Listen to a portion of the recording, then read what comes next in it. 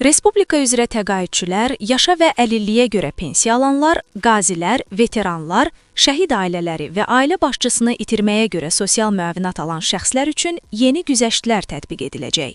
Artıq seçilmiş marketlər, apteklər və klinikalarda 40%-ədək endirimlər mövcud olacaq. Endirimlərdən yararlanmaq üçün şəxslər telefonlarına e-sosial mobil tətbiqini yükləyərək qeydiyyatdan keçməlidirlər. Qeydiyyatdan sonra tətbiqdə şəxsin fərdi barkodu yaranır və kassada ödənişdən öncə kassirə təqdim etməklə endirim əldə etmək mümkündür.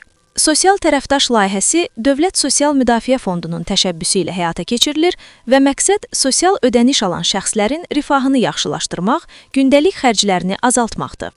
Hazırda Azərbaycanda pensiya yaşının artırılması ilə bağlı hər hansı bir layihə müzakirə olunmur və bu istiqamətdə heç bir sənəd təqdim olunmayıb.